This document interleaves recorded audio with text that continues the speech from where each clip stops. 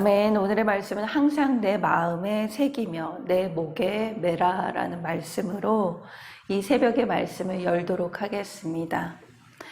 솔로몬은 아들들에게 전합니다. 내 아비의 명령, 어미의 법을 떠나지 말라고 전하고 있습니다. 20절에서 21절의 말씀입니다.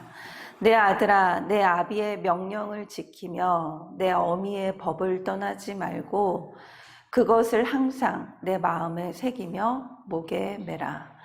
이 말씀은 쉐마의 말씀입니다.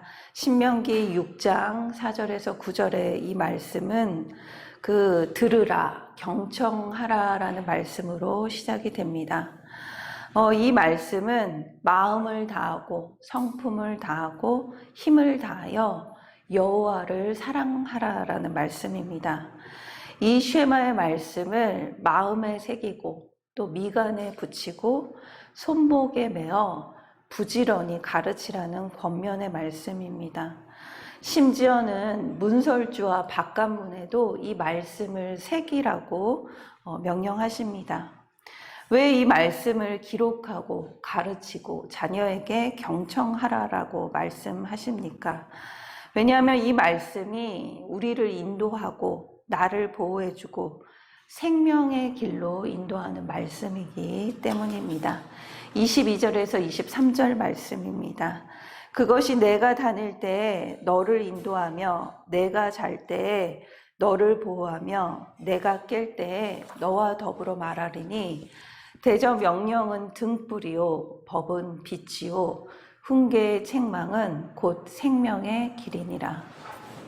이렇게 자녀를 말씀으로 양육할 때 세상의 그 음란 가운데, 그 어두운 가운데 자신을 어떻게 거룩하게 구별하고 지키면서 살 수 있는지 인도하는 그 생명의 길이 되기 때문입니다.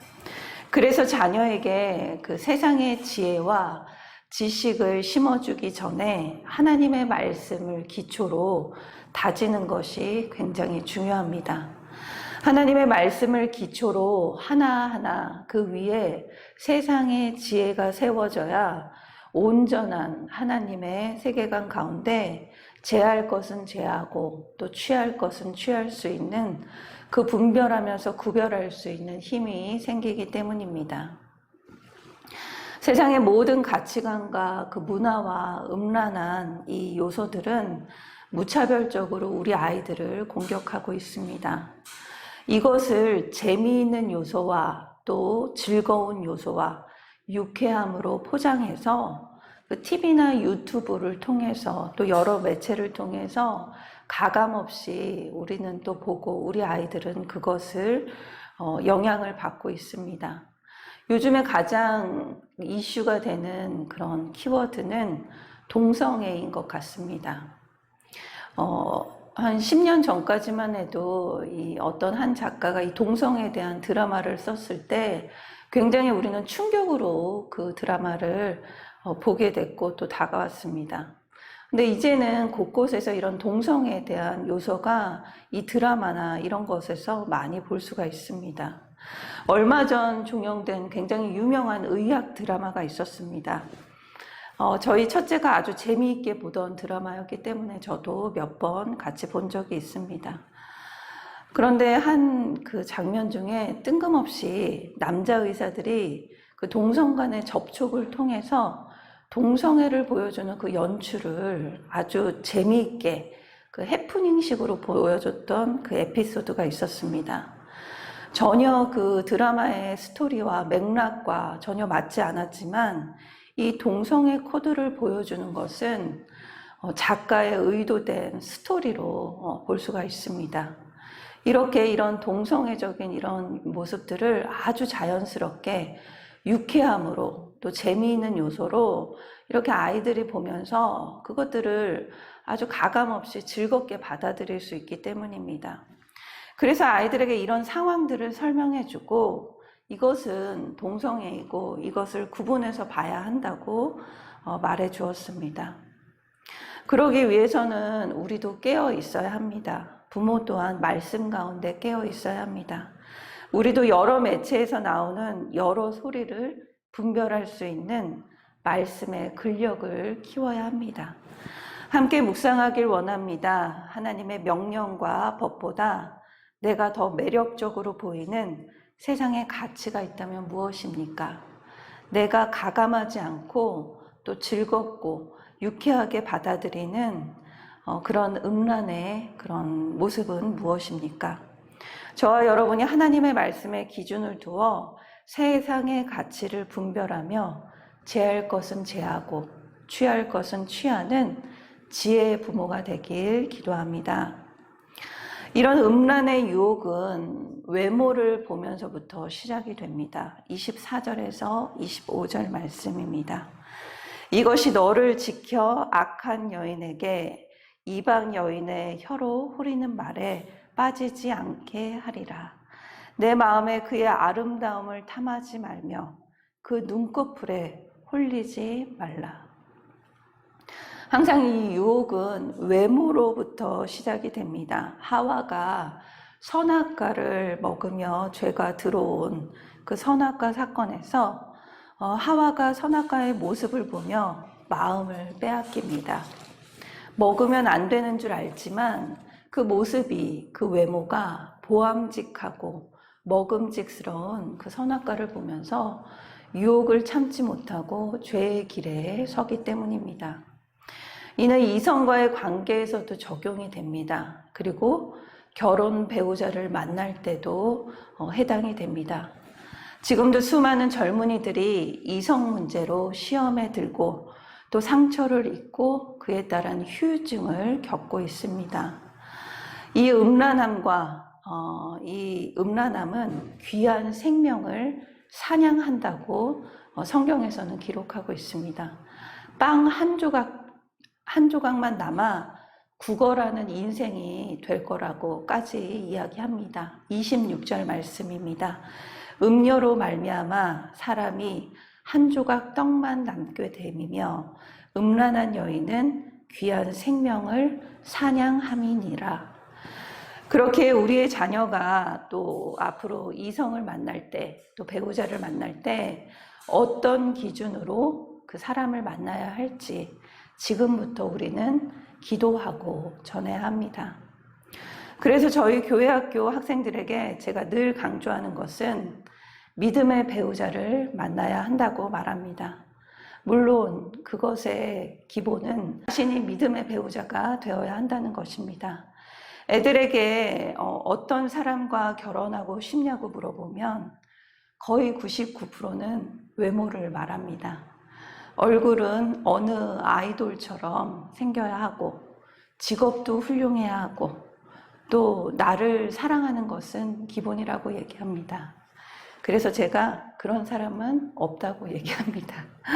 그래서 우리는 그것을 알려줘야 합니다. 지금은 아이들이 이것이 무슨 뜻인지 알지 못합니다. 이 믿음의 배우자를 만나는 것이 얼마나 중요한 일인지 나이가 어려도 가르쳐야 합니다. 믿음 안에서 함께 가는 것도 힘든데 믿음 없이 혼자 가는 것은 더 어렵기 때문입니다. 이 외모의 유혹에서 출발하는 불신 결혼은 숯불을 가정에 태우는 것과 마찬가지라고 이야기합니다. 생명을 사냥당하게 됩니다. 27절에서 28절의 말씀입니다. 사람이 불을 품에 품고서야 어찌 그의 옷이 타지 아니하겠으며 사람이 숯불을 밟고서야 어찌 그의 발이 되지 아니하겠느냐. 함께 묵상하길 원합니다. 나는 자녀나 주변의 지체들의 믿음의 배우자를 위해 얼마나 영적으로 양육하고 있습니까? 저는 이 부분을 어리면 어릴수록 좋다고 생각을 합니다. 아이에게 믿음의 배우자를 왜 만나야 하는지 전하십시오. 세상의 음란과 악에 대해서도 전해야 합니다. 우리는 언제나 외모를 보는 죄인임을 전하십시오. 그렇기에 말씀을 붙들고 갈 수 없는 죄인이며 우리에게 외모를 보는 유혹에서 마음의 중심을 보는 하나님의 눈을 달라고 간구하는 저와 여러분이 되길 기도합니다. 하나님이 우리에게 주신 축복 중에 하나는 자녀의 출산입니다.